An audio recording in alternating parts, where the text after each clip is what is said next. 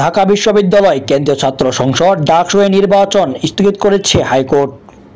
আজ সোমবার বিচারপতি হাবিবুর গনির নেতৃত্বাধীন হাইকোর্ট বেঞ্চ এক রিট আবেদনের উপর শুনানির এক আদেশে বলা হয় 21 অক্টোবর পর্যন্ত নির্বাচন স্থগিত থাকবে।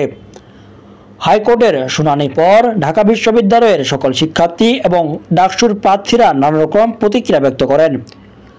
অনেকে মনে করেন এটি একটি পরিকল্পিত সিদ্ধান্ত। গত কয়েকদিন ধরে বাংলাদেশের কয়েকটি বিশ্ববিদ্যালয়ে যে সকল ঘটনা ঘটেছে তা স্পষ্টভাবে মনে করিয়ে দেয় এগুলো পূর্ব পরিকল্পিত।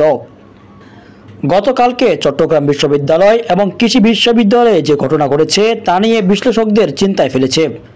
একই ঘোষিত তফসিল অনুযায়ী ঢাকা বিশ্ববিদ্যালয় কেন্দ্রীয় ছাত্র সংসদের ডাকসু কমিটি ও হল সদস্যগুলো নির্বাচন আগামী 9 সেপ্টেম্বর অনুষ্ঠিত হওয়ার কথা ছিল।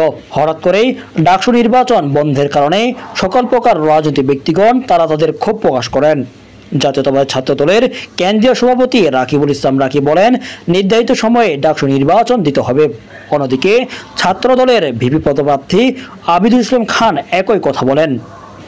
বাংলাদেশ ইসলামী ছাত্র শিবিরের কেন্দ্রীয় সভাপতি জাহিদুল ইসলাম বলেন, ডাকসু নির্বাচন স্থগিত।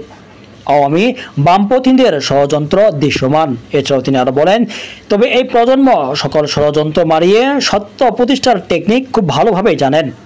ছাত্র শিবিরের ঢাকা বিশ্ববিদ্যালয়ের সভাপতি এবং জিএস পদপ্রার্থী এস এম ফরাদ বলেন, এই ষড়যন্ত্র রুখে দেওয়া হবে। 9 সেপ্টেম্বর ডাকসু নির্বাচন হবে।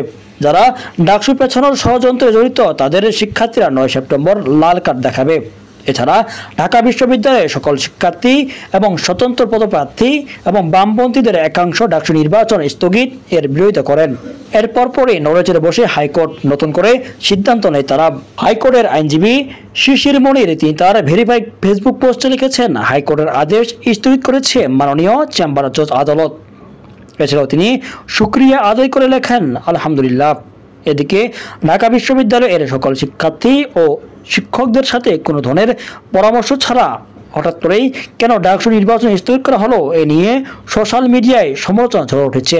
অনেকে মনে করছে আওয়ামী লীগের এজেন্ডা বাস্তবায়নের জন্য হাইকোর্ট কারো পরামর্শ ছাড়াই নির্বাচন স্থগিত করেছে। নবখবর, জাহিরুল ইসলাম।